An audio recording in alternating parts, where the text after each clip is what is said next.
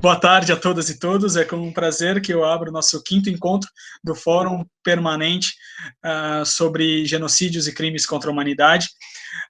Hoje, com a presença da palestrante, uma das nossas organizadoras, a professora doutora Maria Luísa Tucci Carneiro, que, dentre outras coisas do seu extenso currículo, vou dar uma resumida aqui, é historiadora, professora livre-docente do Departamento de História da Faculdade de Filosofia, Letras e Ciências Humanas, a FEFELESH, da USP, coordenadora do Laboratório de Estudos sobre Etnicidade, Racismo e Discriminação, o LEER, e também, como eu coloquei, uma das organizadoras do nosso fórum.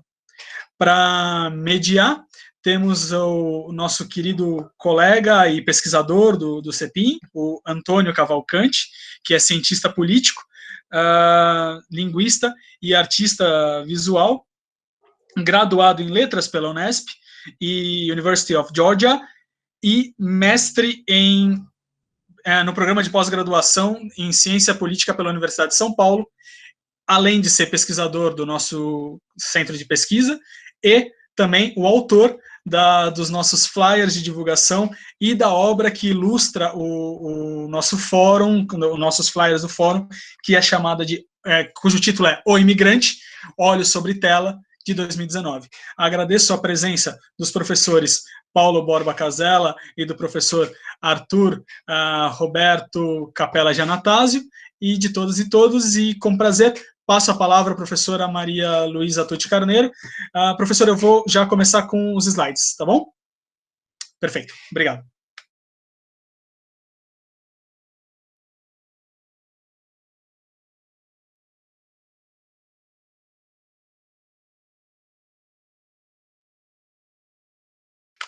Seu áudio, professora. Aqui eu achei agora que eu também tinha falado sem o áudio desligado, como eu já fiz da última vez. Em primeiro lugar, quero agradecer a presença aqui do professor Paulo Casella, o Arthur, também ao Felipe, o nosso sempre showman aqui durante o nosso fórum, né, o nosso animador. E Felipe, eu vou pedir, antes de começar a apresentar os slides, eu queria falar algumas palavras. Eu pedi para tirar um pouquinho da tela. Bom, antes de eu me esconder atrás dos slides, que é o que acaba acontecendo, eu quero primeiro agradecer aqui a presença de todos e dizer que, da minha parte, eu ocupo aqui o meu lugar como uma historiadora, pesquisadora do Holocausto. Quero contar um pouquinho, antes de fazer a minha apresentação, de um trabalho que a gente vem desenvolvendo junto ao LEER, que é o Laboratório de Estudos sobre Etnicidade, Racismo e Discriminação, um projeto que começou desde, vamos dizer assim, o meu desenvolvimento do meu mestrado, com testemunhos de sobreviventes do Holocausto, e que hoje ele assume uma forma de base de dados, registrando histórias e testemunhos de sobreviventes do Holocausto.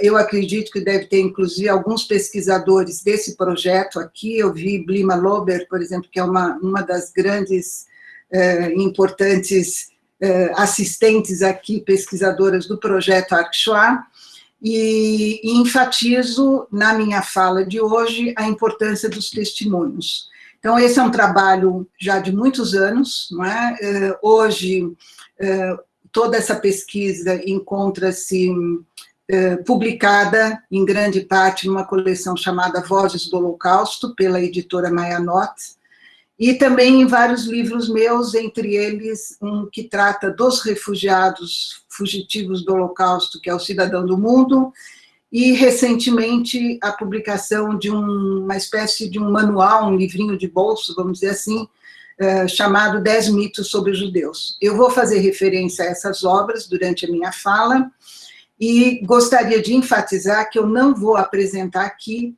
uma história do Holocausto. Eu vou colocar para vocês, que estão aqui nos ouvindo, algumas reflexões, algumas propostas de debate, enfatizando principalmente o fato do Holocausto ser um genocídio singular.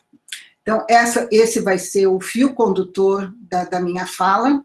Acredito que depois, com as perguntas, nós podemos ir ampliando, mas tentando não ficar aqui em detalhes sobre uma espécie de cronograma do Holocausto, que já é bastante, vamos dizer, conhecido, divulgado, não o suficiente, mas que exige, nesse caso, detalhes de cada um dos eventos. Então, o que eu vou fazer é mais então uma reflexão, e considerando também que nas palestras anteriores, e principalmente com o professor Paulo Casella, nós já tivemos detalhes sobre o genocídio armênio, tivemos detalhes também sobre a legislação hoje que rege a questão não só dos direitos humanos, mas também dos crimes contra a humanidade, crimes de genocídio. Então, eu não vou entrar mais nesses detalhes, que acredito que já foram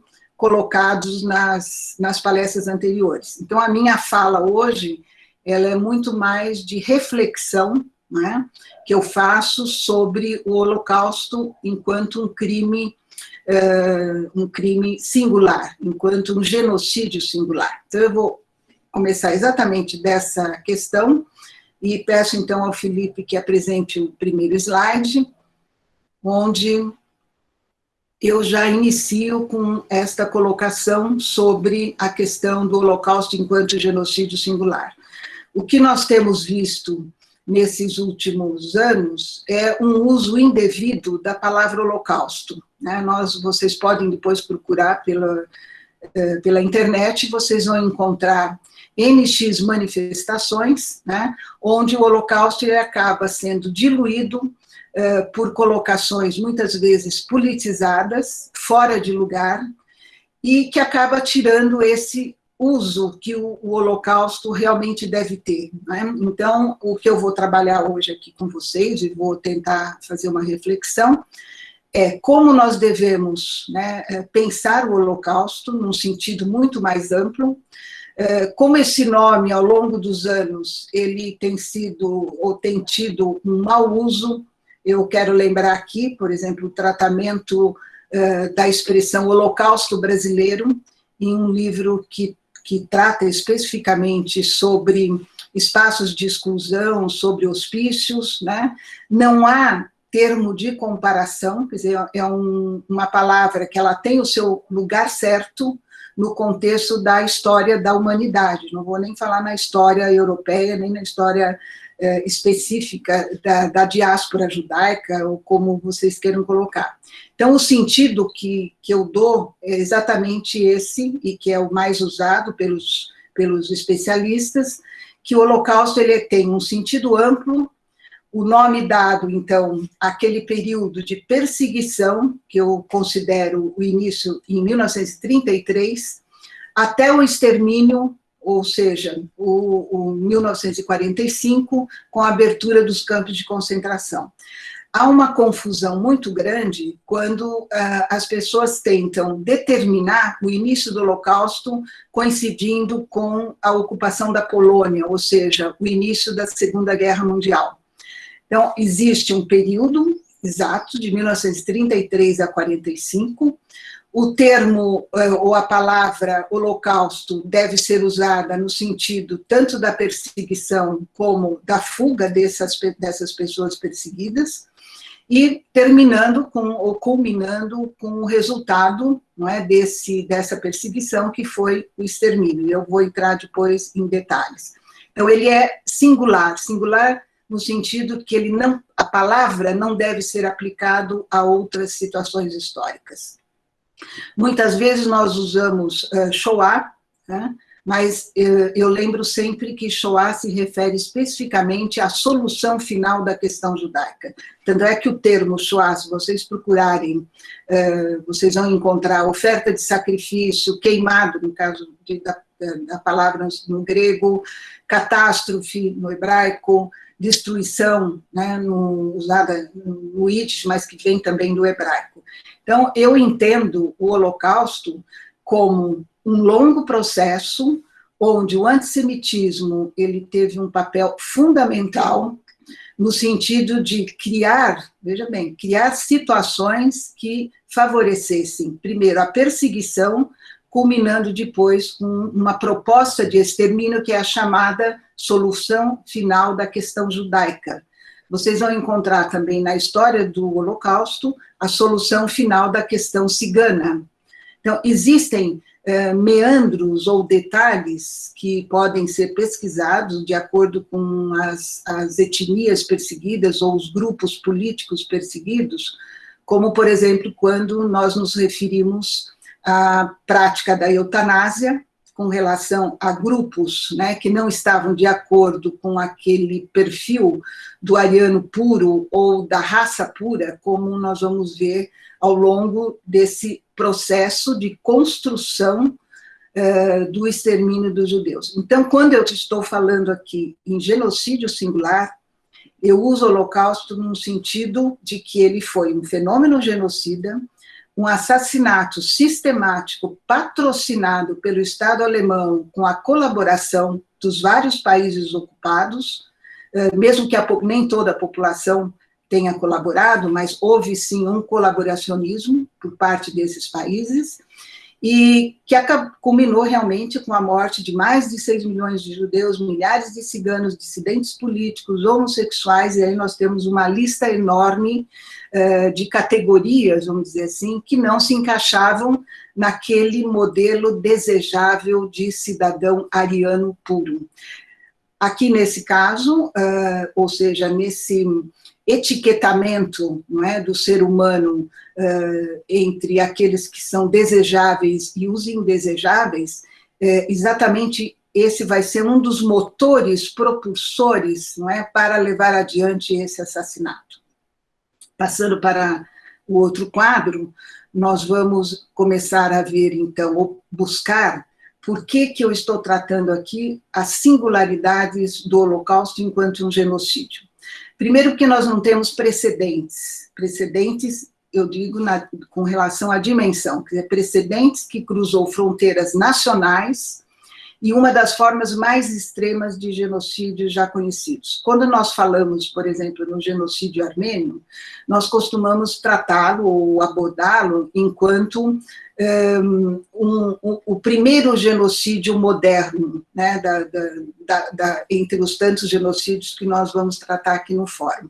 Enquanto um evento histórico, eu penso sempre o Holocausto como um fenômeno político, um fenômeno social, e que foi mudando ao longo desse trajeto de 1933 e 45, as bases da civilização e que, pelos seus caráteres sem precedentes, possui, então, um significado universal.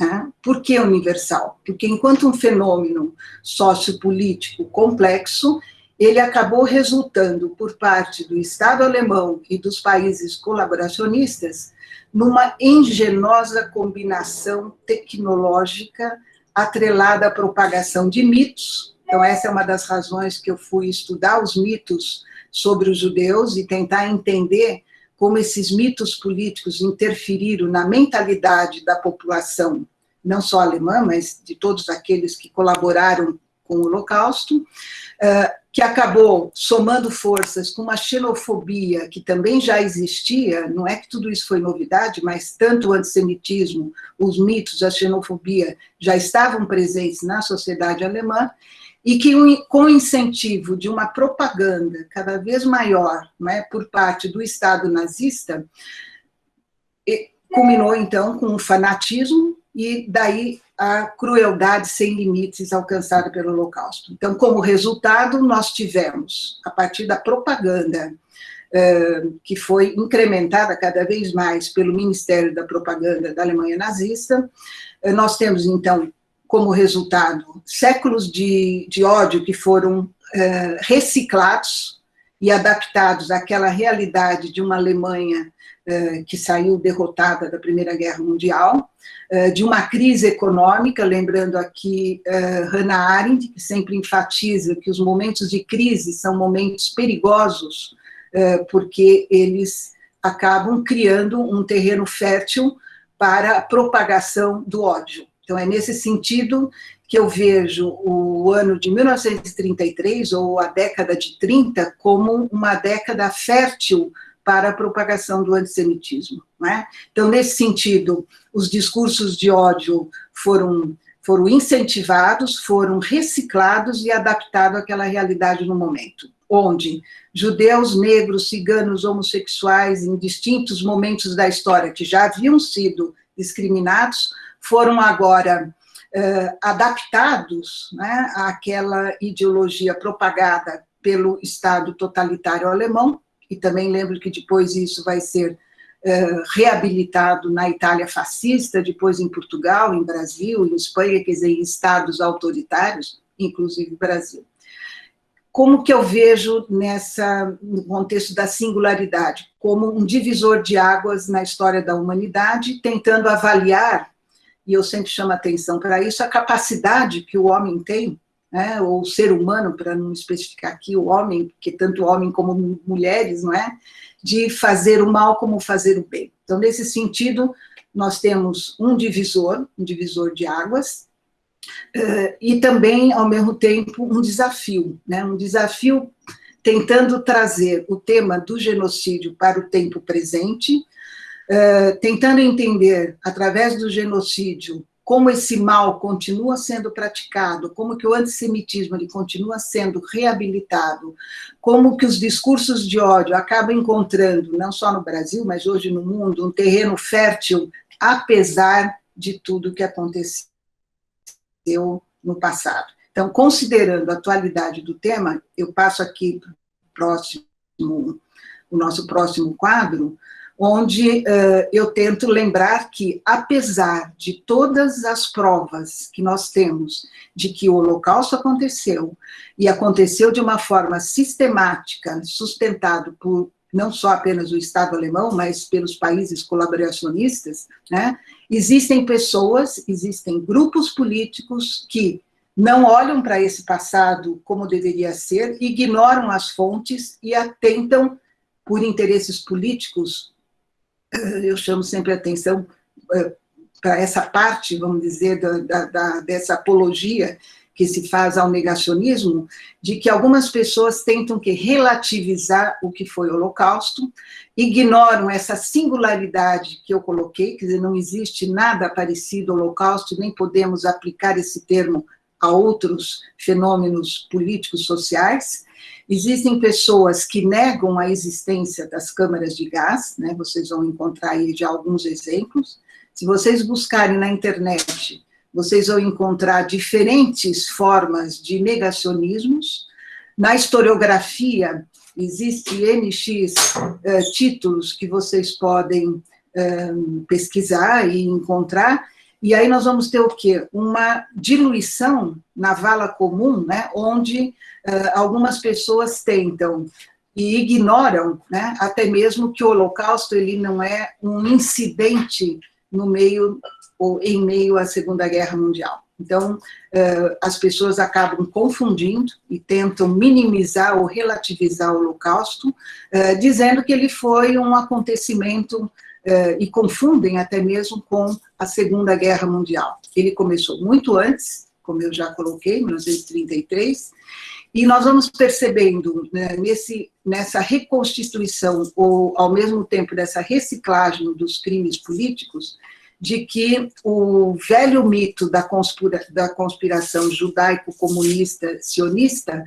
até hoje acaba justificando o uso indevido da palavra holocausto numa correspondência com a atual política israelense. Então, vocês vão encontrar várias charges políticas onde a palavra holocausto ou símbolos do holocausto, por exemplo, o pijama listrado dos prisioneiros, são trazidos e aplicados num sentido crítico à atual política israelense. Então, é nessa direção que eu caminho aqui com o conceito de que o Holocausto é singular, ele tem o seu lugar na história, ele tem um período específico, né, e ele não deve ser usado, e aí atendendo até mesmo aos interesses dos negacionistas, não é?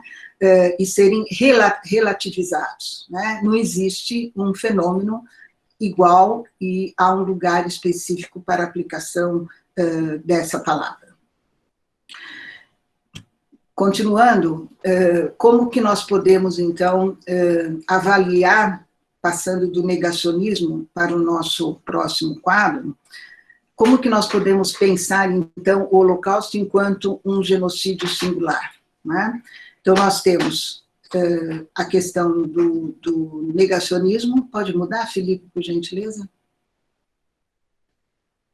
Cujos objetivos é negar a singularidade do Holocausto, exatamente o tema da minha palestra de hoje, tentam desacreditar as fontes e as pesquisas que os historiadores e pesquisadores em geral, eles têm feito, tentam negar a veracidade das fontes que servem de sustentação e argumentação para a história do Holocausto, e, ao mesmo tempo, o interesse desses negacionistas é de incutir na mente que o Holocausto é uma mentira, que é um lema propagandístico sustentado pelos judeus, e aí volta o mito, não é, do complô judaico, com a intenção de perpetuar a culpa, se colocarem como vítimas, e, ao mesmo tempo, continuar com essa autoacusação do povo alemão. Então, isso é uma das direções do negacionismo, e, ao mesmo tempo que esses grupos, eles tentam negar as provas, há todo um questionamento com relação aos 6 milhões de mortos dos judeus, não é? E desclassificar o genocídio, o Holocausto, enquanto um genocídio singular. Então, fala-se assim, que é um suposto extermínio, que os números não são verídicos, que esses números devem ser somados às vítimas de guerra, quer dizer, então há uma distorção da história. Isso que eu estou colocando aqui para vocês, eu peguei algumas frases, só para vocês terem uma ideia e ver como é que a questão ela é atual. Vocês podem consultar na internet a enciclopédia alternativa, cujo nome já diz bastante, né? Chama-se Matpedia, e ali vocês vão encontrar, eu vou ler apenas 3 frases. Como essa, vocês vão encontrar inúmeros outros blogs, inúmeros outros textos, né, que no dia a dia, até mesmo durante os debates políticos, vocês acabam encontrando algumas referências que nos remetem aqui à questão do negacionismo. Aspas, singular não é o Holocausto, e sim a tolice dos alemães em insistir na sua culpa. Outra frase, tudo é, de certa forma, singular. Não somente o Holocausto é singular, até o ranho em meu lenço é único. Um extermínio humano cometido de forma industrial ocorreu pela primeira vez durante a Revolução Francesa através da guilhotina. Bom, e aí vocês têm uma lista de afirmações que vão tentar minimizar, vão tentar negar a singularidade não só do Holocausto, mas também das fontes, e de uma forma até mesmo, vamos dizer assim, muito grosseira, como vocês viram aqui nessas frases. A partir dessa questão do negacionismo e da singularidade do Holocausto, eu faço, então, a minha próxima colocação, por gentileza, Felipe.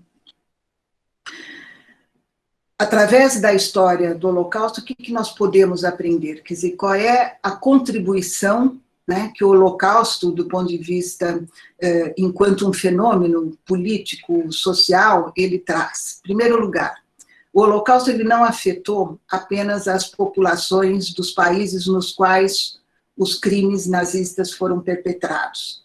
A partir de 1933, nós temos o quê? Nós temos um verdadeiro êxodo, não é, da população alemã, seguida depois da população austríaca, polonesa, romena, e tantos outros que foram ocupados pelos nazistas, e a partir daí, quer dizer, há uma verdadeira mudança, uma alteração no cotidiano desses países que passaram a receber os fugitivos do nazismo. Então, em primeiro lugar, lembrando, então, que o Holocausto não afetou apenas a Alemanha e países ocupados.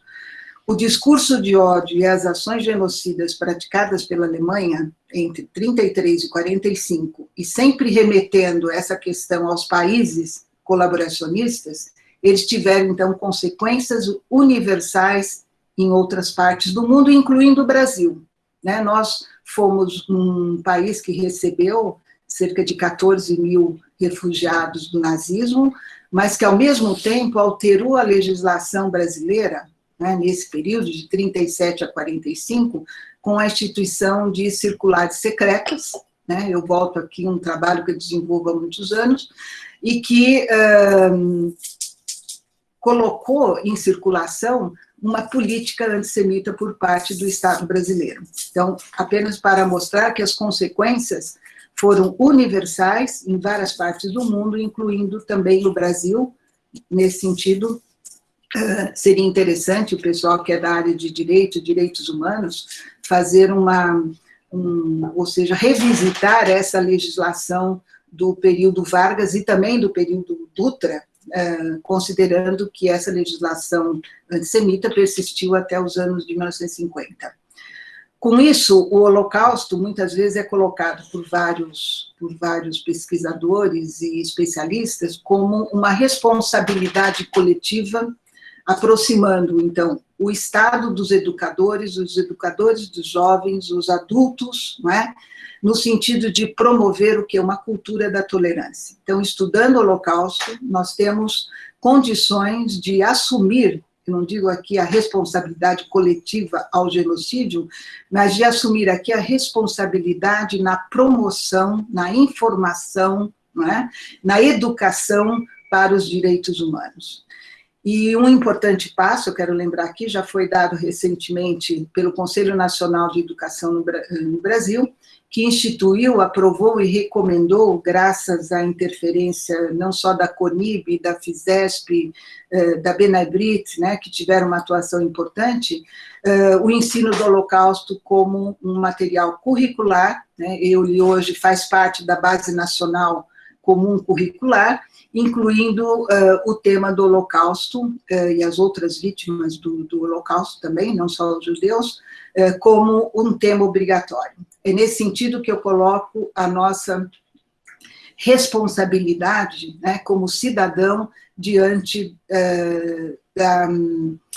da informação, não é, e da perpetuação deste passado que deve ser, ou como um slogan que é muito usado, que não deve ser esquecido.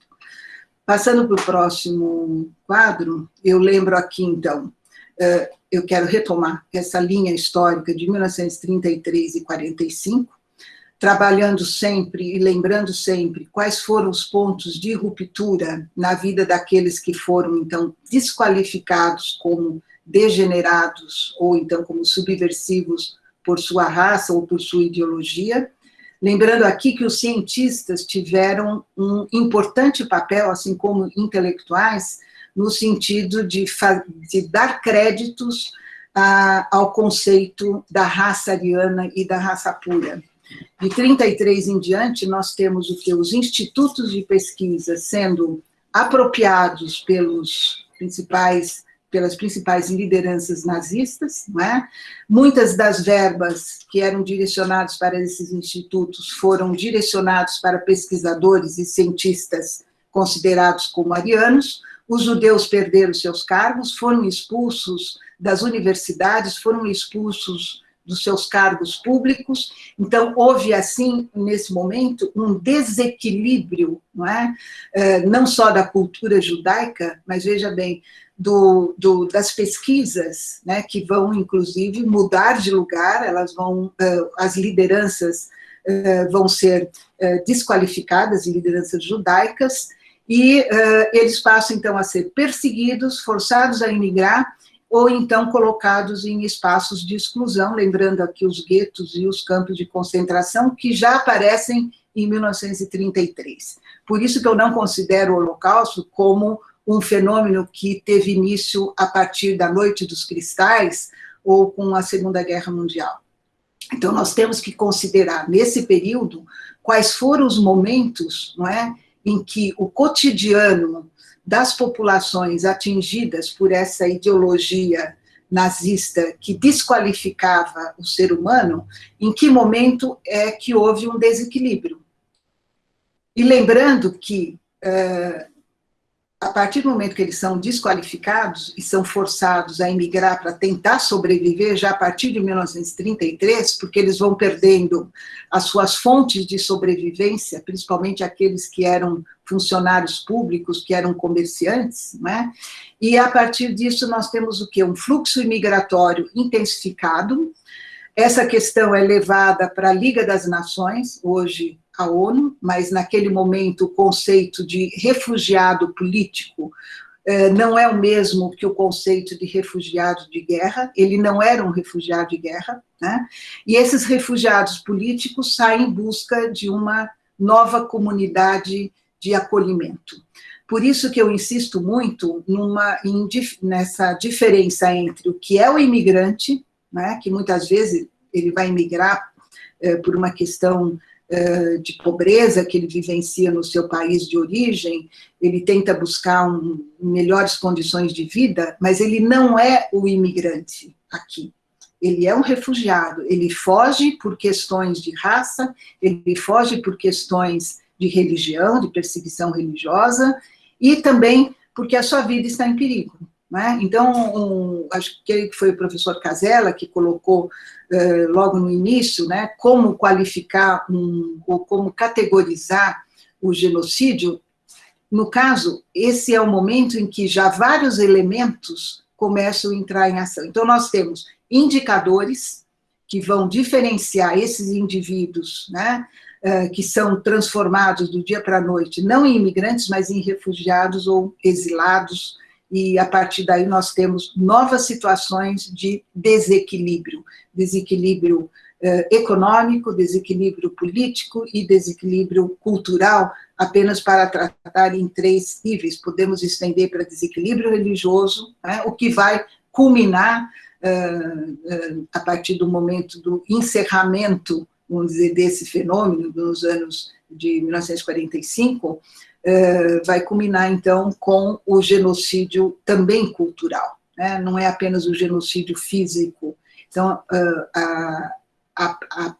o momento em que eles perdem, né, os seus cargos, eles perdem o direito de pensar, eles perdem o direito de se pronunciar enquanto artistas, intelectuais e cientistas, nós temos também esse desequilíbrio cultural. Nesse sentido, é que eu retomo a ideia da singularidade. Pode mudar, Felipe. E aí vamos tentar, então, diferenciar, a partir desse conceito, as migrações forçadas, que é o que está acontecendo a partir de 1933, daquelas que são espontâneas. Vocês podem depois até questionar, mas algumas pessoas deixaram a Alemanha espontaneamente. Sim, espontaneamente, mas forçadas pela situação de desequilíbrio, forçadas pela perseguição, né? E aí, o que nós temos? E eu gosto muito de trabalhar com esse conceito de novos reagrupamentos, né? As pessoas vão se reagrupar em várias frentes. Uma delas, em frentes de resistência, aqueles que permanecem lá, ainda na Alemanha ou que fogem para outros países, vão ali se reagrupar, tentar denunciar o que está acontecendo no mundo. Aqueles que vêm, por exemplo, para o Brasil, ou que vão para a Argentina, Estados Unidos, vão construir naqueles lugares novos mundos, mas continuando vivendo entre mundos, porque persiste ainda, e muito forte, né, a sua identidade e os seus valores de cidadania. E considero, então, esse momento de 33 a 45 como um dos melhores exemplos que nós temos para estudar a imigração forçada, né? A imigração daquele que foge da violência, que culminou com o genocídio do povo judeu e da cultura judaica, além de outras minorias, eu não quero aqui nunca esquecer, ciganos, os homossexuais, testemunhas de Jeová.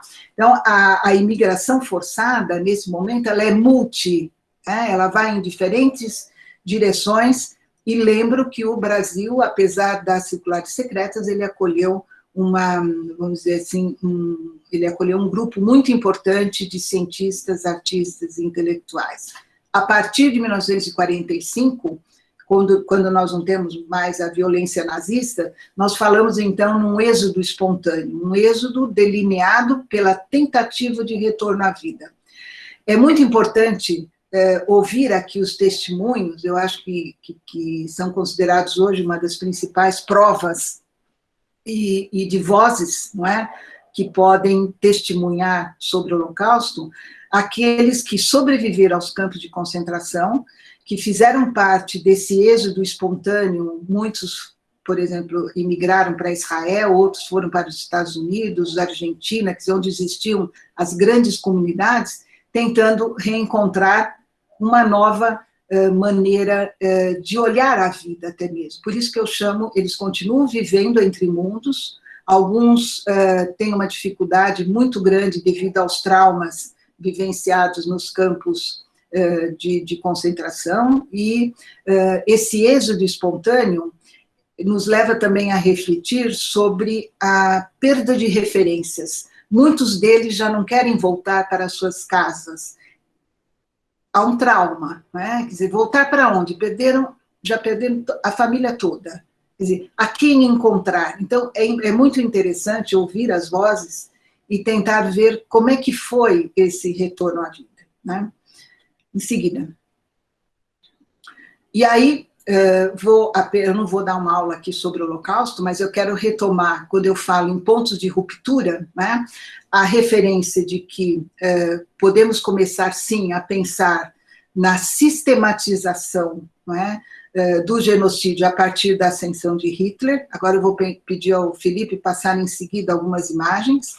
A instituição do primeiro campo de concentração de Dachau, e a partir daí os múltiplos e múltiplos campos. Vocês têm disponível pela Enciclopédia do Holocausto todos os mapas da multiplicação desses campos, e é um trabalho muito interessante para se fazer sobre esses espaços de exclusão que foram criados, e exatamente para incriminar os dissidentes políticos e também raciais. E aí começa o que eu chamo do desequilíbrio econômico, né? Quando é instituído, a partir de várias frentes nazistas, instigadas pelo próprio governo, o boicote à loja de proprietários judeus. Aqui vocês já começam a ter cartazes afixados propondo uma Alemanha limpa de judeus. A palavra Jude, né, judeu, ela vai sendo multiplicada ao lado das suásticas, como vocês podem ver aqui nas braçadeiras, que vai etiquetar, por exemplo, aquele que é o perpetrador, em contraposição à braçadeira que vai ser usada depois para marcar os judeus. Então, para mim, essas datas, 1º de abril, o boicote às lojas, né, dá um desequilíbrio econômico. Em seguida, nós temos, uma próxima imagem, a queima das obras de autores judeus e não judeus, né, e aqueles que se posicionavam como antinazistas nas várias cidades da Alemanha. E esse mesmo ato genocida, vamos dizer assim, ele também vai se propagar por outras cidades. Então, a queima, e eu chamo a atenção aqui para esse jovem em primeiro plano, né, um jovem que fazia parte da juventude nazista, a queima dessas obras já provoca, num primeiro momento, veja bem, da ascensão, a queima, não só a queima dos livros, mas também da perseguição aos autores. Então, queimam-se as obras, mas, ao mesmo tempo, queima-se também o pensamento, a proposta, a contestação, né? Então, a uniformidade que é proposta pelo Estado e sustentada pelo Estado nazista, ela se faz através dessa imagem aqui, que é muito simbólica, né? A queima dos livros, e lembrando uma frase que é retomada sempre, quer dizer, onde se queimam livros, também se queima o ser humano, né? E isso nós vamos encontrar depois em vários outros cenários aqui. Então, a queima dos livros, o boicote econômico, é isso que eu chamo de rupturas. O etiquetamento, né? O etiquetamento daqueles que são desclassificados de acordo com a ideologia nazista. Então, a Noite dos Cristais, por exemplo, é considerada como um símbolo da ruptura, porque a partir desse momento nós já temos o plano de extermínio em andamento. A palavra Juden, né, a estrela de Davi, que vai marcar não só as vitrines, mas também através das braçadeiras e da estrela na roupa, vai marcar aqueles que são desclassificados por serem judeus. Eu quero lembrar que essa questão da classificação do judeu enquanto um ser inferior, ele vem, né, do ponto de vista de uma ideologia sistemática, desde o século XV, quando na Espanha a Inquisição e o Estado absolutista, ele vai adotar a desclassificação de judeus, de mouros, de ciganos, enquanto, eu já falei isso também numa das aulas aqui com o professor Marcos Toyansky, mas lembrando que não é uma criação do governo nazista, né?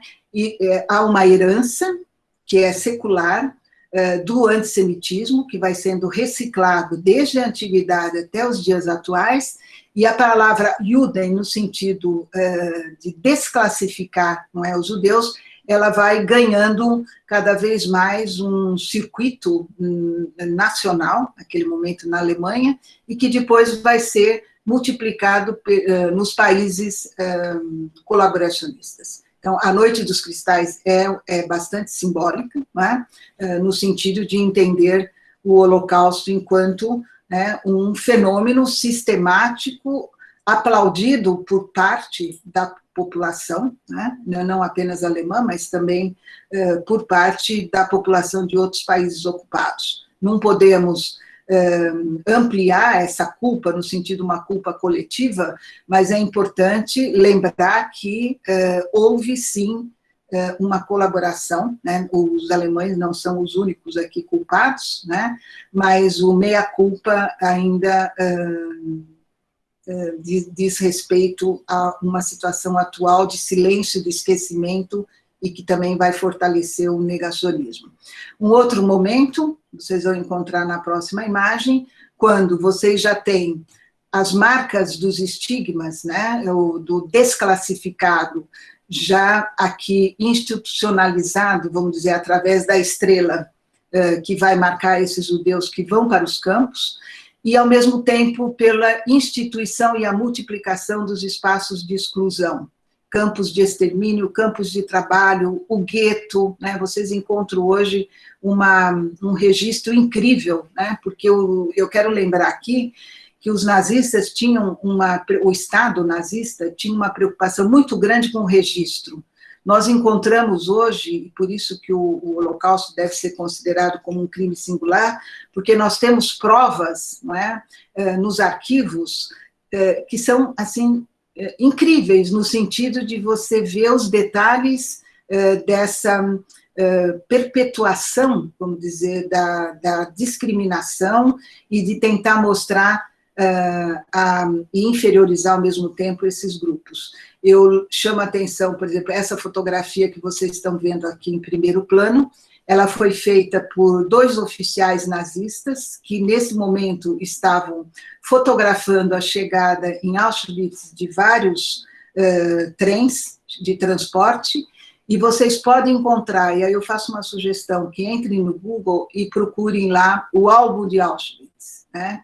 É, assim, incrível, no sentido não negacionista, mas incrível de perceber a preocupação que havia por parte do Estado de registrar, de documentar tudo aquilo que estava sendo feito. Por isso que o crime hoje do genocídio, do Holocausto enquanto genocídio, ele é possível de ser estudado, ele é possível de ser comprovado a partir dos registros que foram feitos pelo próprio Estado. Não é? Passando para um próximo... Eu quero tirar agora um pouquinho vocês desse lugar de conforto, não é? Que nós estamos aqui nessa sala virtual. Eu acredito que essa imagem do extermínio terminando, então, em 1945, com a abertura dos campos, ela é bastante expressiva, não é? Isso é apenas uma das imagens do campo de Belbecen, e o que nós temos, né? Nós temos aqui um volume de corpos que é impossível até mesmo de quantificar, né? Mas que, ao mesmo tempo, nos coloca diante de uma catástrofe, né? Nos coloca diante da imagem mesmo da catástrofe do que é um genocídio, que depois vocês podem, eu não vou mostrar detalhes, mas vocês vão encontrar todas essas imagens disponíveis, não só no Yad Vashem, mas nas enciclopédias sobre o Holocausto e nos arquivos, até mesmo procurando pelos nomes das pessoas, dos familiares que tiveram as suas perdas. Então, nesse sentido, eu retomo, né, a minha proposta de pensar o Holocausto de 1933 até 45, o momento da abertura dos campos, e pós-45, essa busca pelo retorno da vida, que é um retorno que vocês devem imaginar que não foi fácil. Vocês têm aqui um desequilíbrio também populacional, né, várias comunidades judaicas, ciganas, desapareceram nesse momento. Vocês encontram também uma lista muito grande das comunidades, com os números, não é, de cada cidade, é um registro assim, incrível também da população nos guetos. Então, esse período é que eu entendo o período da institucionalização de uma política antissemita que culminou com o extermínio. Por quê? Porque existia um plano de desequilíbrio econômico, um plano de desequilíbrio político, né? Arquitetado exatamente por um grupo. E esse grupo, a primeira coisa que faz é tentar eliminar, né, aqueles seres pensantes, vamos dizer assim, da elite que veio da República de Weimar, por exemplo, né? Os intelectuais, os cientistas, os artistas, e aí vocês têm um segmento também interessante para se pensar, os artistas chamados, então, da arte degenerada, os artistas degenerados. Então, como que a cultura também sofreu aqui um desequilíbrio muito grande a partir dessas ações genocidas.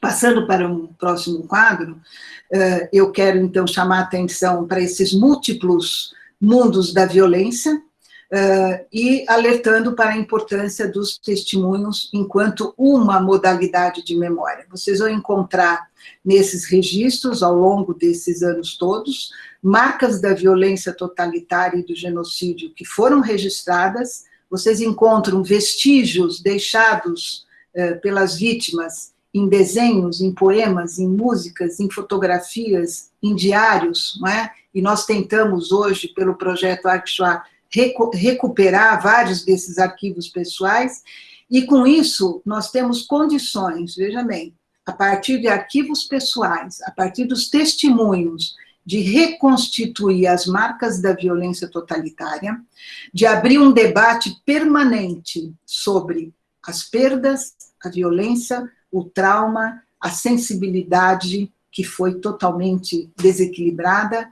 a desintegração, não é nem integração, a desintegração cultural e social do país que expulsou e a integração do país de destino. Com isso nós temos, e eu trabalho sempre com essa ideia dos múltiplos mundos, né, o mundo do perpetrador, que faz questão de registrar as suas ações genocidas, nós temos o mundo daquele que é a vítima, e ao mesmo tempo, quando essa vítima, né, ela é cobrada, ela é instigada a dar o seu depoimento, nós encontramos silêncios. As pessoas não querem mais falar. Por quê? Porque é difícil digerir esse passado incômodo, é difícil para os estados ou as nações também digerirem e trabalhar com esse passado incômodo, é difícil também entender, quando nós vemos aquelas valas, quando nós vemos esse longo processo, é não só difícil entender, mas é difícil verbalizar. Eu não consigo contar aqui para vocês em detalhes o que foi o Holocausto, né? Quer dizer, as imagens são tão fortes, eu nem quis apresentar aqui, porque é difícil explicar, não precisa, você olha uma vala, né, já é suficiente. Então, com isso, o que nós temos? Subtração de direitos, a perda dos direitos em diferentes momentos, perseguições por razão de raça e religião, a desterritorialização, lembrando que os judeus, no primeiro momento, perderam a sua cidadania e foram transformados em apátridas, e isso causa uma perda também de identidade, né? Quem que eu sou? Eu sou alemão? Não, agora eu sou apátrida. Eu nasci na Polônia, mas quem que eu sou? Onde? Então, há também um desequilíbrio com relação à identidade. E no mundo de cada um que foi vítima, o que nós temos? Uma construção de sentidos, e aqui é uma área muito interessante para a psicanálise, quer dizer, como que eles constroem a versão sobre si mesmo enquanto sujeitos. E nós que estamos ouvindo, né, como tratar esse passado incômodo, como ouvir, como entender, e ao mesmo tempo como dialogar com esse sobrevivente, que é o que a gente vem tentando fazer, junto ao projeto, chamo de novo, Vozes do Holocausto, com o objetivo de registrar, não é, essas vozes em tempo presente. Quer dizer, como é que ao longo desses anos as pessoas foram dialogando com esse seu passado incômodo, de traumas, de perdas e de desequilíbrio. Eu quero lembrar aqui, para quem depois quiser buscar uma bibliografia, alguns livros que trabalham com essa questão do ponto de vista da psicanálise, principalmente, onde vocês poderão encontrar alguma ajuda para entender a condição humana em tempos difíceis, né? Eu não vou nem citar aqui Hannah Arendt, mas eu queria lembrar o livro do Stefan Zweig, O Mundo que Eu Vi, o Christoph Lasch, O Mínimo Eu, isso vocês encontram, é um livro esgotado, mas ele está disponível na internet, na versão digital. O que é sobreviver em tempos difíceis, não é?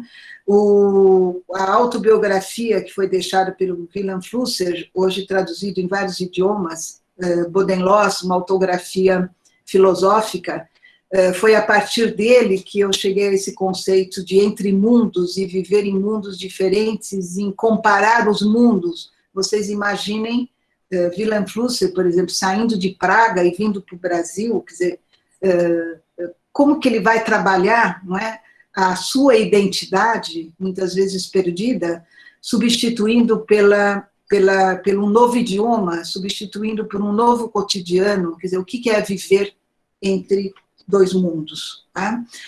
E o Elie Wiesel, eu pus apenas um, porque são inúmeras obras, sendo assim, alguns exemplos de referências bibliográficas para nós pensarmos esses mundos da violência nazista. Quer dizer, como interpretar, como olhar esse passado e, ao mesmo tempo, quais foram as versões de Stefan Zweig, de Flusser, de Elie Wiesel sobre si mesmos. Quais são as mensagens que eles nos deixaram, né? Passando para o próximo quadro, tomando, então, como exemplo, a fala do Lasch. Eu uso muito isso nas minhas aulas, fazendo, ou tentando fazer um exercício com eles, do que é tentar lutar, sobreviver e refazer a vida. Uma frase importante, eu vou pedir que vocês leiam e me acompanhem, do Lasch, nesse livro O Mínimo Eu, né? Em uma época carregada de problemas, a vida cotidiana passa a ser um exercício de sobrevivência.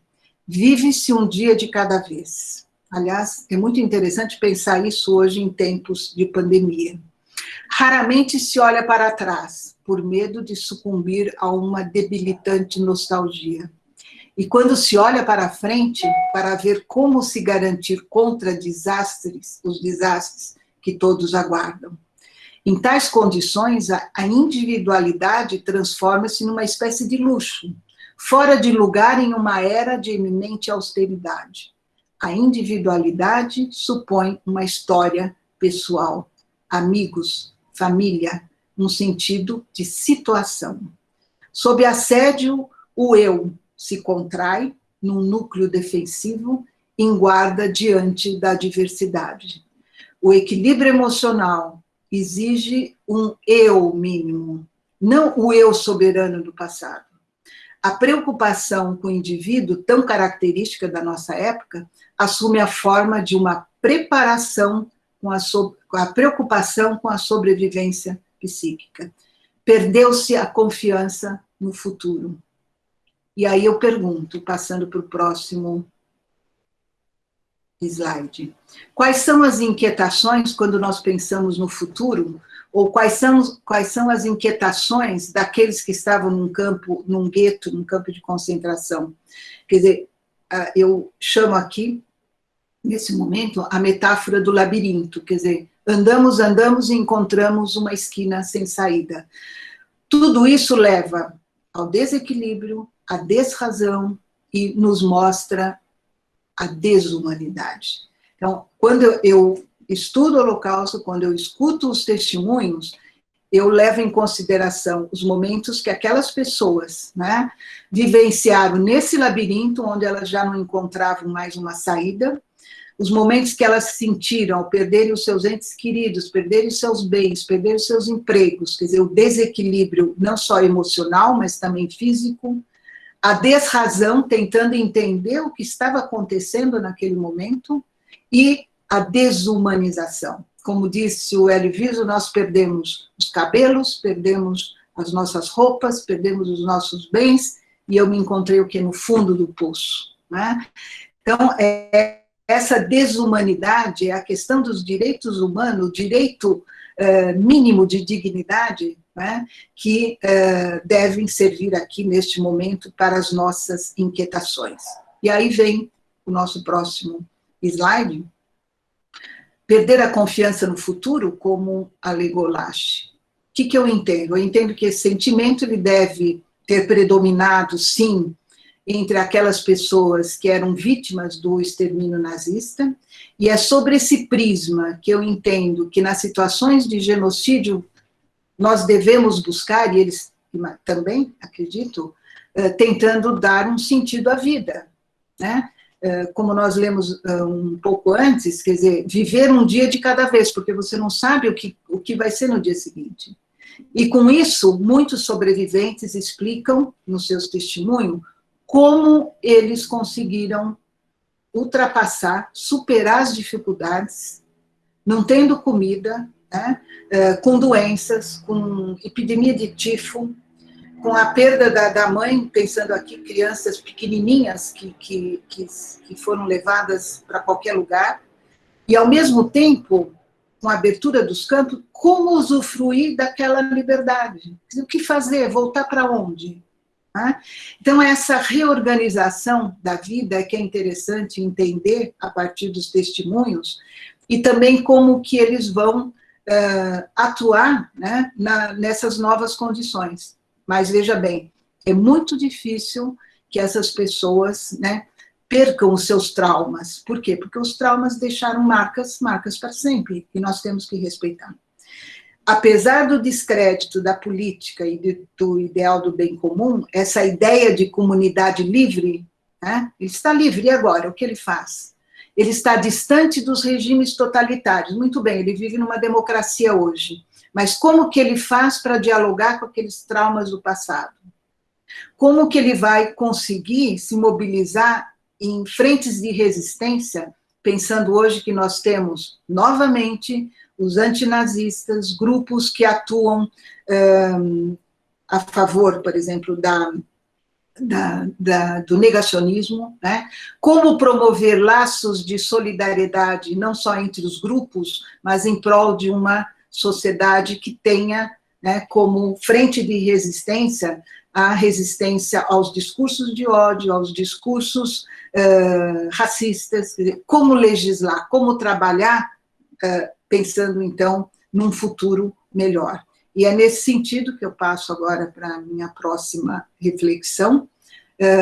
Eu retomo aqui o discurso do Elie Wiesel, quando ele recebeu o Prêmio Nobel da Paz, quando ele disse, e com isso eu vou encerrar a minha fala, que eu acho que é muito interessante, e ele diz que nós devemos pensar se, a partir do momento em que nós ficamos quietos, né, o que está acontecendo. Eu vou ler, e acho que isso é muito simbólico a partir do que eu estou colocando agora. Eu me lembro, foi ontem, ou há uma eternidade, o menino judeu descobriu o reino da noite. Lembro de seu desconcerto, lembro de sua angústia.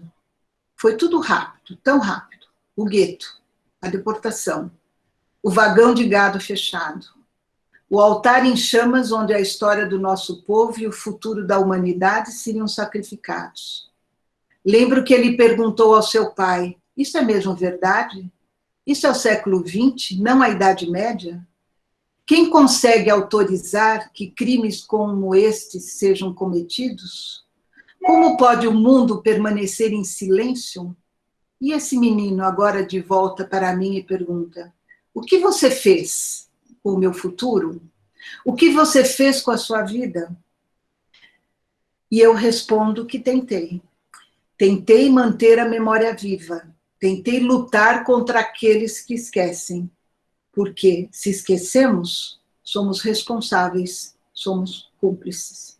Então, é nesse sentido que eu me coloco, de que nós devemos formar uma frente de divulgação da história do Holocausto, ensinar para não esquecer, para que nós não nos tornemos, não é, cúmplices do silêncio, cúmplices do negacionismo.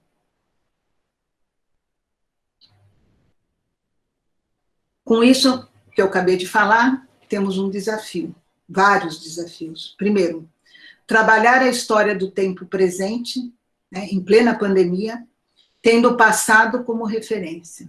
Segundo, gerar políticas públicas que ajudem o mundo a posicionar-se contra a negação dos direitos humanos. Promover programas educativos como esses que nós estamos fazendo aqui no Fórum, que defendam a igualdade, a dignidade, a liberdade e a justiça, valores da Declaração Universal dos Direitos Humanos.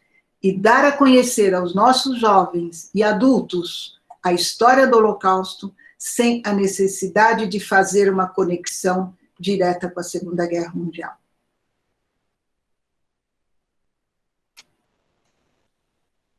Bom, com isso eu encerro a minha fala, fico à disposição. Eu espero que eu tenha, dessa forma, instigado uma reflexão sobre o Holocausto, né? E fico aberto aqui a um debate, a novos questionamentos, né? Pensando sempre que nós temos aqui, então, uma responsabilidade muito grande diante do que acontece hoje. Pensando sempre que o passado é referência. Muito obrigada pela atenção e fico à disposição de vocês. Bom, pessoal, boa tarde, boa noite quase já, né? Antes de tudo, professora Tucci, eu queria saudar quão completa foi a sua apresentação, né? É um tópico extremamente delicado, que tange uma série de temáticas ao nível normativo, ao nível historiográfico, ao nível humano, né? Mas antes de, enfim, só fazer um adendo e propor a discussão, que o objetivo também é que nós captemos perguntas e tragamos algo aqui para um nível de discussão, eu queria saudar os esforços do Fórum, né? Agradecer muito ao professor Paulo, ao professor Arthur, ao Felipe, a você, professora, digamos assim, pelos esforços, pelo convite de eu estar mediando a mesa. Eu fiquei muito honrado de participar como mediador especificamente dessa mesa, porque, digamos que, junto com o período histórico com que acontece, né, o Holocausto é um gigantesco enigma, um gigantesco convite a uma indagação sobre os limites da política, sobre os limites, né, do humano, né. Eu queria saudar um traço que estava presente na sua apresentação, que era justamente embora seja possível encarar o tema de diversas perspectivas, você sempre se manteve atenta a essa noção do impacto humano, né? E ao valor da parte testemunial nesse quesito. Algo que é bastante visceral, né, justamente quando nós analisamos isso pela lógica de quem estava vivendo essas experiências, né? Então, os registros de quem estava nos campos de concentração, mas igualmente existe toda uma narrativa, e é algo que no quesito historiográfico é fascinante, que é a experiência de choque traumática, inclusive daqueles que estavam descobrindo essas atrocidades, né?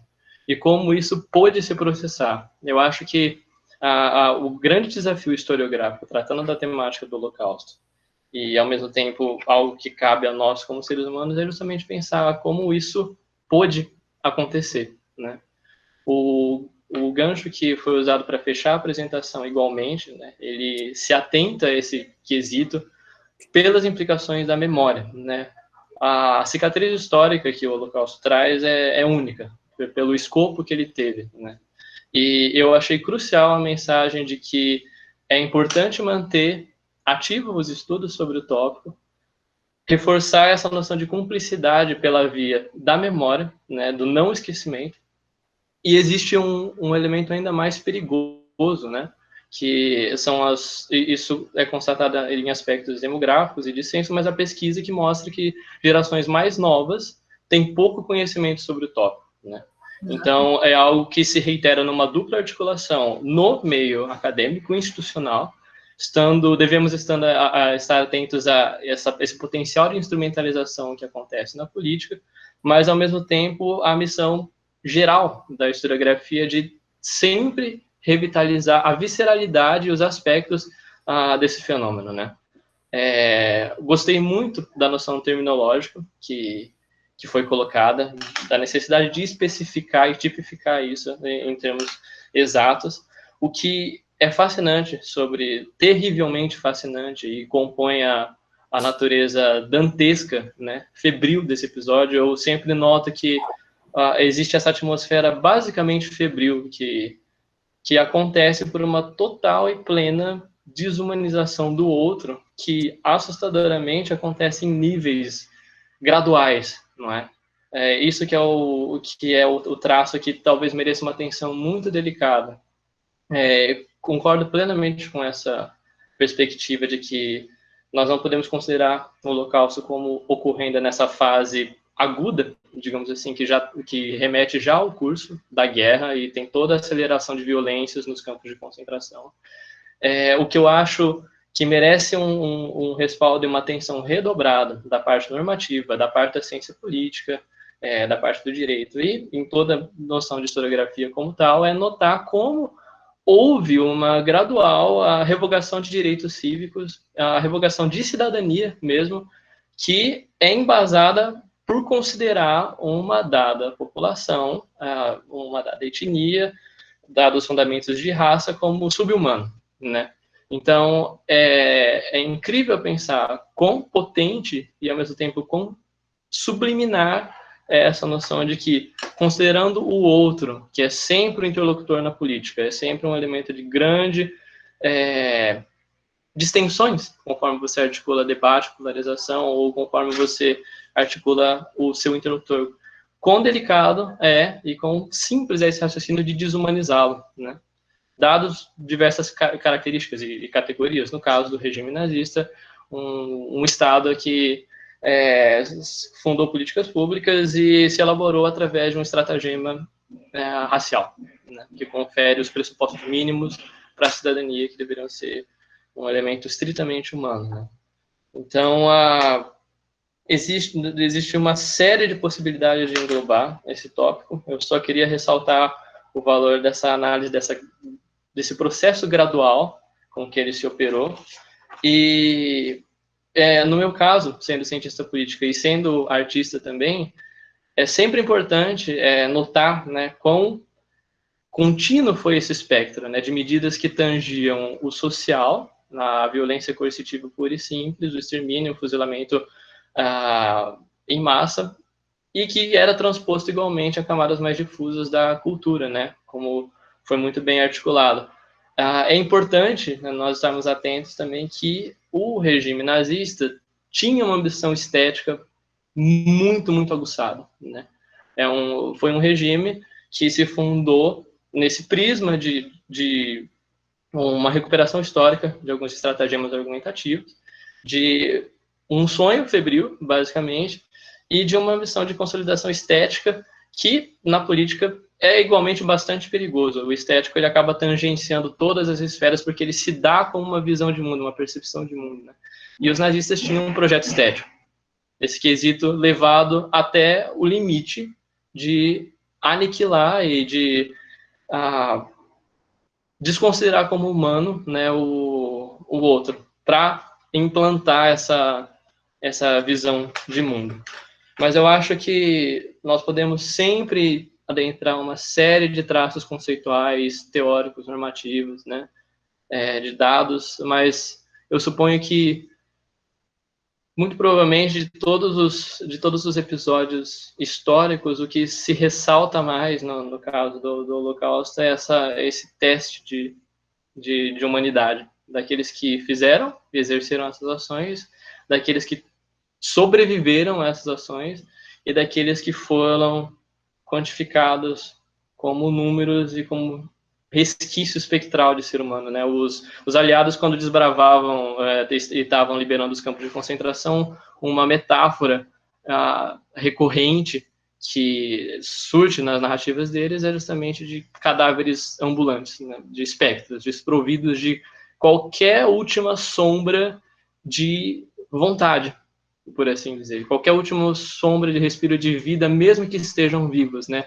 Então, algo dantesco. Eu acho que a imagem que surge é esse elemento dantesco. Enfim, eu não vou me estender muito, porque basicamente a apresentação foi muito completa e enfática na noção de responsabilidade no papel da historiografia e de análise nesse quesito, ainda assim atento ao elemento humano, né, que é o central e o crucial. Então, eu acho que a gente podia mobilizar o debate e trazer algumas discussões. Nisso, eu estendo a todos que estão presentes no chat para mobilizarem suas questões. Nós temos algumas falas aqui. Acho que nós podemos começar.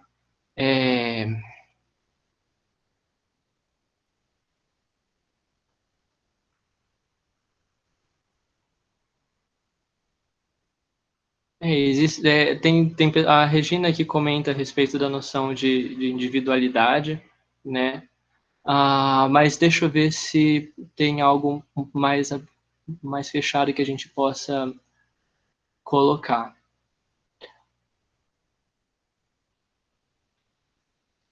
Olha, eu acho que a gente pode articular aqui pela fala do Igor, né, nosso também colega do Centro de Pesquisas. Então, eu vou ler, para que todos não precisem ficar olhando o chat em si, né? Professora, a luta contra o negacionismo está apenas no começo e parece ser uma luta bastante difícil. Gostaria de saber se a medida de lutar contra o negacionismo... Opa, tá atualizando aqui. Gostaria de saber se a medida de lutar contra o negacionismo pode ser mais agressiva, né? No direito brasileiro, por exemplo, a Lei 7716 tem a criminalização da propagação do nazismo. Poderíamos discutir a criminalização da negação do Holocausto nazista? Ou a professora acha que seria uma medida desproporcional e, como Bobbio, em Elogio da Serenidade, acredita que geraria ainda mais ira, né? Então, é um elemento aqui de lógica negativa e como articular esse debate. Sinta-se à vontade para comentar. Pois não, Felipe. Faz em bloco, Antônio. Tem o Nelson e a Larissa fizeram perguntas. Faz o bloco, eu acho que fica mais dinâmico para o nosso evento. Tá, eu vou então para do Nelson aqui. Penso no papel do Estado... perdão, muito obrigado pela excelente apresentação. Penso no papel do Estado e do seu aparato de segurança utilizado como instrumento de repressão no Holocausto. A professora poderia comentar sobre o momento atual, principalmente nas crises que emergiam com casos de violência policial nos Estados Unidos? Então, elementos relacionados à nuance totalitária, né? E vou comentar aqui a da Larissa também. Professora, muito obrigado pela palestra brilhante. A senhora acredita que a banalização do termo holocausto, da mesma forma que os outros termos, como genocídio, é um fenômeno político-midiático do século XX, sobretudo pela onda conservadora? Então, aqui colocado também novamente ao elemento terminológico, né? Enfim, se a senhora puder comentar, nós vamos articulando a interação, conforme aparecerem mais coisas. Bom, em primeiro lugar, quero agradecer ao Antônio a excelente síntese que você conseguiu reunir na sua fala. Aproveito para te parabenizar, não é, pela imagem que nós estamos fazendo uso aqui nas nossas divulgações. E também eu acho que você cumpre, né, enquanto artista, e não apenas como cientista político, com o seu papel, né, de tornar público a violência, seja através da arte, né, ou até mesmo através da sua fala. Nesse momento eu achei muito interessante quando você toma uma posição, e a tomada de posições, agora partindo já em busca aqui de algumas respostas para o que foi colocado, quer dizer, é muito importante que em momentos de desequilíbrio, em momentos de crise, né, que nós, enquanto cidadãos, seja brasileiros ou de qualquer outra nacionalidade, tome uma posição em defesa da dignidade humana, né? Eu penso muito, e você colocou isso muito bem, que nós devemos ter sempre uma posição de enfrentamento contra qualquer atitude de violência, né? O que nós vemos hoje em diferentes países, na Alemanha, nos Estados Unidos, né, no Brasil, quer dizer, a partir do momento que você tem uma fragilidade, não é, dos nossos ideais democráticos, dos nossos valores, né, quando esses valores são colocados de uma forma que coloca, eu uso muito a palavra desequilíbrio, quer dizer, quando essas questões, né, da violência desequilibram, né, a situação de um caminhar democrático, eu acho que nós devemos tomar uma posição. Então, é muito importante que cada um de vocês, né, que estão aqui nos ouvindo nesse fórum, chegando amanhã, no seu lugar de trabalho, né, que se tome uma posição, muitas vezes num simples diálogo com um colega, né? Hoje nós temos, sim, alguns sinais, vamos dizer assim, de retorno a um pensamento totalitário. Isso me preocupa muito, enquanto uma estudiosa, não só do totalitarismo, mas também do autoritarismo, né? Alguns avanços da própria polícia, né? Alguns avanços em termos de uma violência racista, que nós vamos percebendo no nosso cotidiano, alguns avanços por parte de grupos de extrema-direita, avanços por parte de neonazistas que vão encontrando, não é, espaços para se posicionar, espaços na própria internet, que ainda não tem uma legislação suficiente, não é, para criminalizar e tipificar esses crimes, não é, os crimes, vamos dizer assim, hoje, que caminham hoje por esses labirintos das redes sociais. Então, nós temos que estar atentos.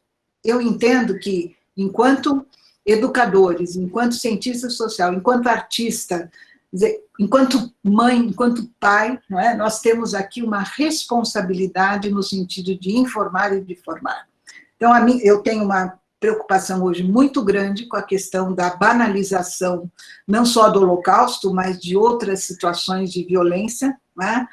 Eu me preocupo muito com a banalização, por exemplo, da situação da pandemia, que muitas vezes é colocado como uma gripezinha, né? Eu faço aqui uma alusão política também. Por quê? Porque quando você minimiza, né, situações de violência, situações em que você percebe que há uma desvalorização do ser humano e você não toma uma posição, é exatamente isso que o Hélio Viso depois vai colocar. Né? Quer dizer, somos cúmplices, né? Somos cúmplices do que está acontecendo. E o Estado aqui tem um papel fundamental no sentido de que ele está aqui para cuidar das nossas vidas, né? Ele é responsável pela vida de cada cidadão, por isso que eu enfatizo e reforço aquela expressão de vidas, as vidas têm sentido, as vidas importam, né? E, então, sim, nós vivemos hoje uma crise política, vivemos hoje diante de algumas nuances de um regime autoritário, né? Nós temos resquícios ainda da ditadura militar, que são muitas vezes exaltados, não é, por vozes distantes daqueles que dizem defender a democracia. Então, nós temos, sim, que tomar uma posição com relação ao negacionismo, temos que valorizar a nossa legislação, que eu acredito que é única e é muito importante, de crimes contra o racismo, né? Temos um exemplo muito positivo quando foi julgado o caso do Elvanger, no Rio Grande do Sul, da editora Revisão, né? Muitos dos livros dele, da editora Revisão, continuam circulando, continuam sendo vendidos, né? Nós temos que estar atento, olhando por onde circulam, né, esses livros, principalmente os livros antissemitas, e tentando tomar uma posição enquanto intelectuais, enquanto acadêmicos, né, enquanto cidadão, de uma forma geral, com relação a esses posicionamentos que voltaram, né, e que são resquícios de um autoritarismo que ficou como legado.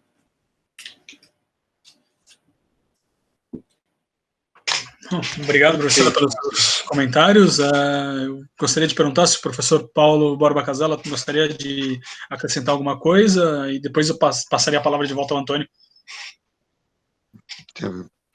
Não quero me estender, cumprimentar a Maria Luísa pela excelente apresentação. É um tema penoso, importante, e principalmente pela contextualização histórica. Então, entender que é algo que não aconteceu só no contexto da Segunda Guerra Mundial, a menção que você fez também a outras minorias, então, ciganos, como Marcos Stoyansky já tinha falado outro dia, homossexuais, testemunho de Jeová, judeus, padres católicos, que foram também, e comunistas, que foram também objetos de perseguição e de eliminação sistemática.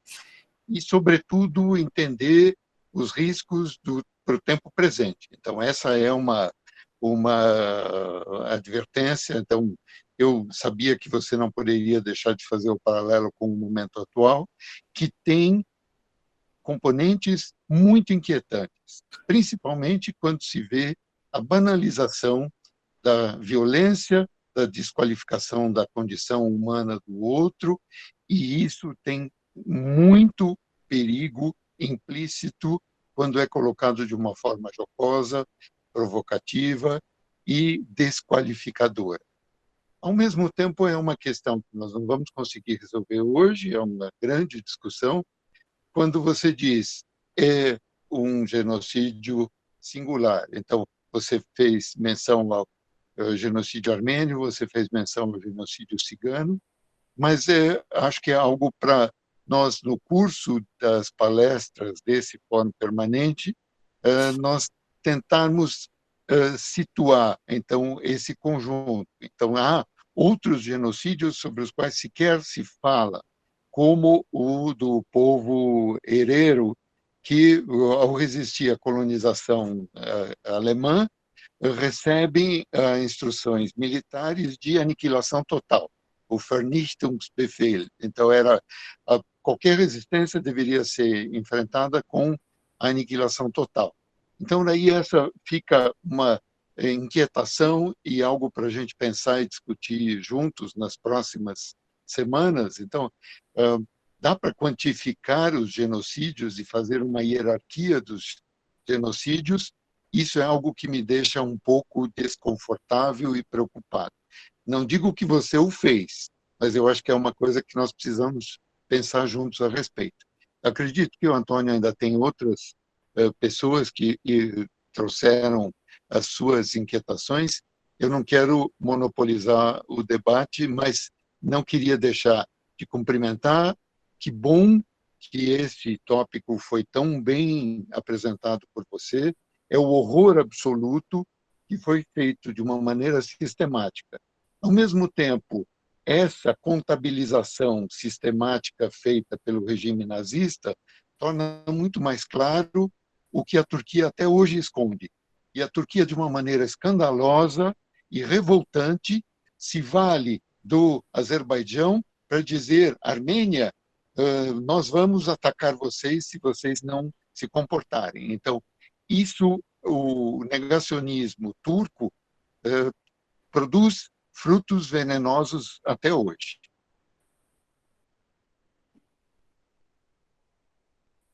Antônio? Enfim, professor, só reiterando que para mim é uma absoluta honra a presença justamente como pesquisador, como cientista e como artista nesse quesito.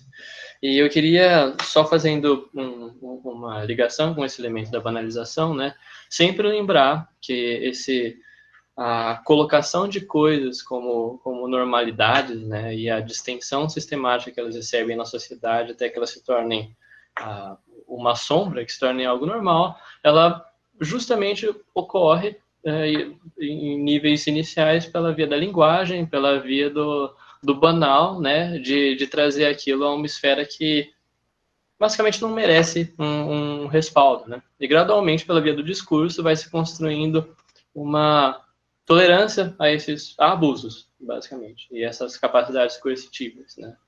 Então, reiterando também o que o professor Paulo disse, o que é de fato assustador no episódio específico do Holocausto é justamente esse caráter sistêmico, né? Porque houve, especialmente depois na fase aguda, justamente um aparato industrial de morte, não é? Sem nenhum outro precedente, em termos logísticos, em termos sanitários e em termos de um verdadeiro maquinário, né, perverso e material para uma eficiência nunca antes vista na aniquilação de vidas humanas, né, construído ao seio de políticas públicas do Estado, que é assustador, né, pensar nessa capacidade diabólica e criativa nesse quesito. Então, vamos ver se nós temos mais alguma questão. Não chegou a aparecer mais nada, então, Felipe, fica a seu critério. Bom, mais uma vez eu agradeço a presença de todas e todos, a presença do mediador Antônio Cavalcanti. Eu agradeço. Agradecendo também, mais uma vez, pela contribuição com a arte, com os flyers, da presença da nossa palestrante e organizadora, a professora Maria Luísa Tucci Carneiro, do nosso organizador, também o professor Paulo Borba Casella, e gostaria de fazer o convite a todas e todos para, no dia 22 de outubro, ou seja, daqui a 15 dias, estarem conosco numa nova palestra intitulada Povos Indígenas, Cultura e Morte. Então, é um prazer vê-los todos novamente aqui e encerro os trabalhos de hoje até daqui a 15 dias. Boa noite. Boa noite, obrigada a todos e aguardo vocês para a palestra do João Paulo Carneiro, né, que é o próximo palestrante. Professor Paulo, muito obrigada pelas suas colocações e nos vemos, então, no próximo encontro do Fórum. Obrigada, Felipe, obrigada, Antônio Cavalcanti, por tudo aí. Eu agradeço. Obrigado, Boa pessoal. Noite a todos. Obrigada. Boa noite. Tchau. Obrigado.